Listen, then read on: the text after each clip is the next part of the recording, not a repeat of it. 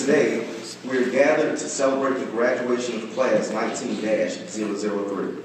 For the past 3 weeks, these NCOs have learned leadership to include counseling, coaching, and mentoring, Army writing, critical thinking, and problem solving to prepare them as leaders for their respective recruiting and retention battalions. At this time, it is with great pleasure to introduce the Arkansas State Senior Enlisted Leader, Command Sergeant Major Stephen Veazey. Command Sergeant Major Veazey enlisted into the Arkansas Army National Guard in 1979, where he attended basic combat training at Fort Benning, located in Columbus, Georgia, where he graduated with honors.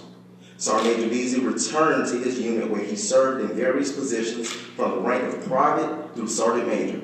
In 2001, Command Sergeant Major Veazey deployed to Bosnia as a first sergeant for Delta Company, 1st Battalion, 153rd Infantry Regiment.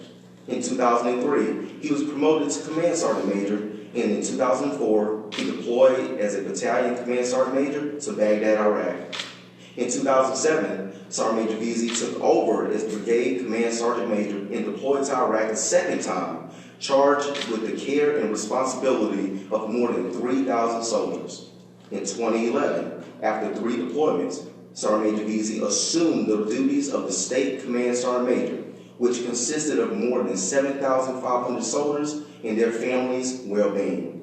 Command Sergeant Major Veazey now serves as the Senior Enlisted Leader for the Arkansas Army and Air National Guard. Command Sergeant Major Veazey is a graduate of Keystone College and the United States Army Sergeant Major's Academy. His awards include the Legion of Merit, 2 Bronze Stars, the Meritorious Service Ribbon, and Combat Infantry Medal, and several other awards. Command Sergeant Major Veazey resides in Sheridan, Arkansas with his wife, Leanna. They have 2 children and 7 grandchildren, and he belongs to the East Union Baptist Church. Please welcome Command Sergeant Major Stephen Veazey.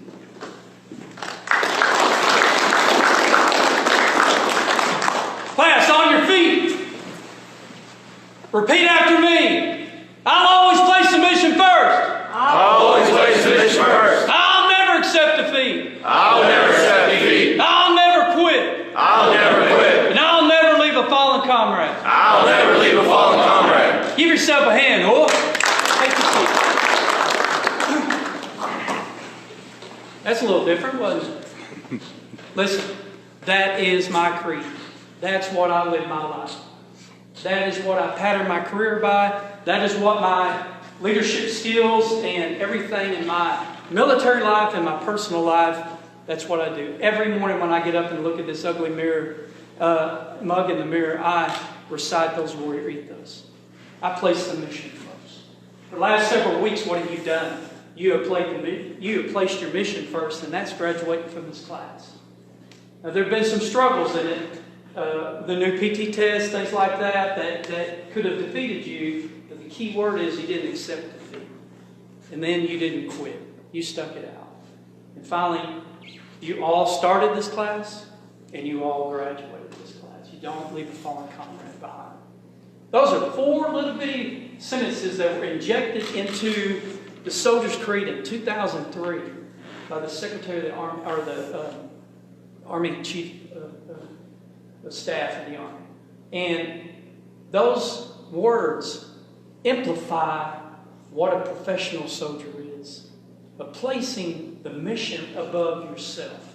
And I want you to think about as 79 tangos and senior leaders now of what you're going to be in charge of.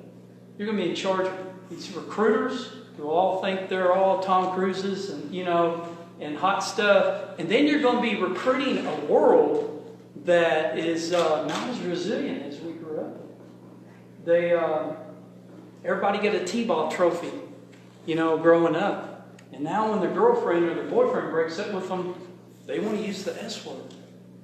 It's a different world that we're challenged with today. But you have to place that mission first. I think about a mission as being the first line of the NCO Creed. No one is more professional than I.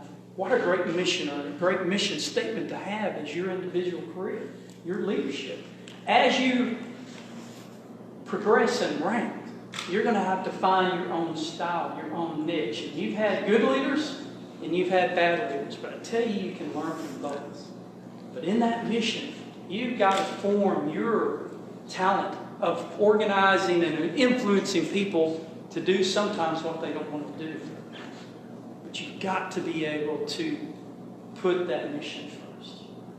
Never accepting defeat. Every one of us in this room have been defeated. I talk to churches, I talk to schools, I talk to everyone. You know, we live in a world of cancer. We live in a world of sin. We live in a world where we get knocked down every day of our life. In fact, I was doing some research for a class I'm teaching, and about 12 to 18% of Americans' population is dealing with some type of depression, some type of lack of resiliency. That's the world we live in. You're going to get knocked down. This old body has gotten knocked down plenty of times, but I don't accept it. That's the key. You can't accept it. You may go back to your command, and they may be totally supportive of your mission statement, and some may not, but you can't accept that. You got to keep driving on. You got to put that mission first. Third line is, I'll never quit. We live in a world of quitters today. In fact, it blows my mind when I go to all the basic training sites and I find out that the leading cause of soldiers not being able to complete basic is failure to adapt. Do you know if I'd used those words in 1979, post Vietnam War, failure to adapt to my drill sergeant, you know what he would have done to me? He would have grabbed me by the neck, basically. But it's true.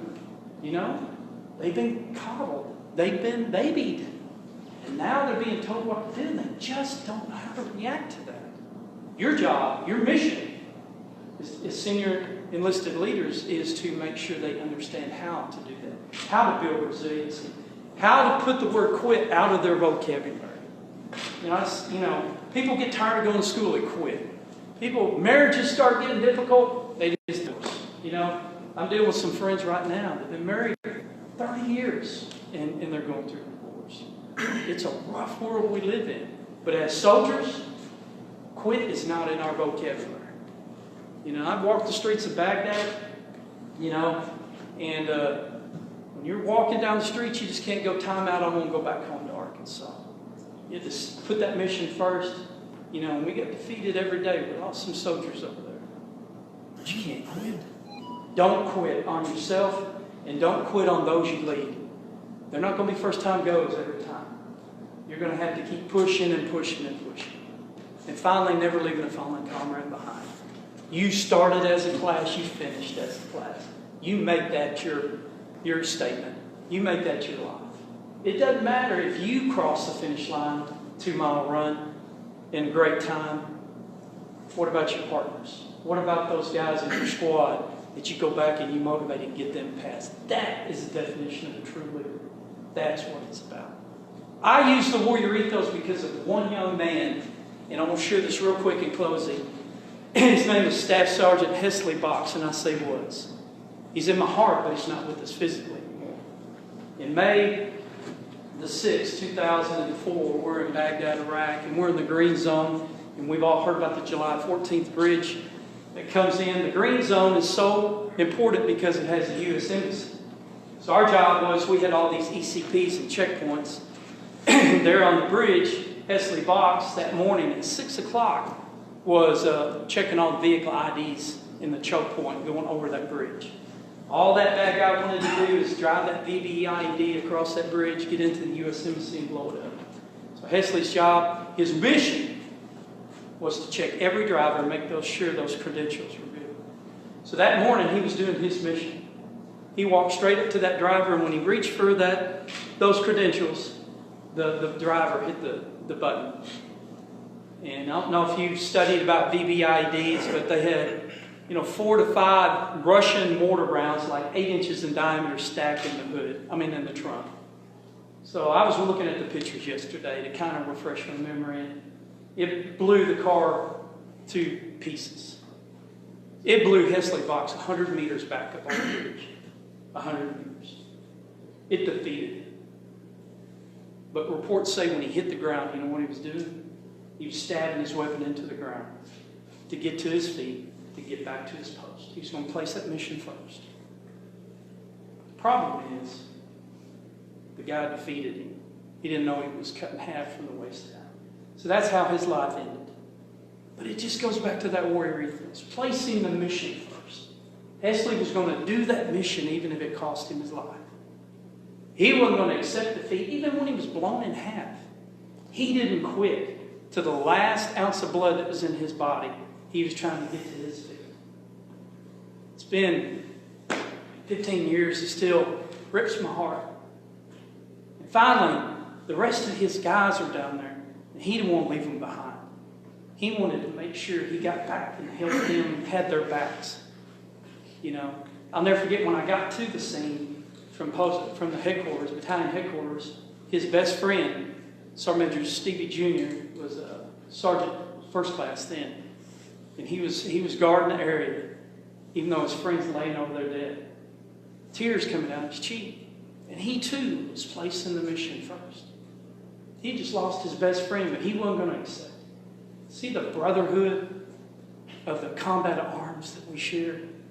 So I tell you that, not to gore you out, not to feel sorry, but I tell you that because you're going to deal with young men and women who want to accept defeat, who want to quit. Use that example. So your girlfriend broke up with you. So your boyfriend broke up with you. Let me tell you about Hesley Box's sacrifice. That you have the freedom to join the United States Army. That you have the freedom to worship any church you want to worship. That's what he gave to us. Let them know.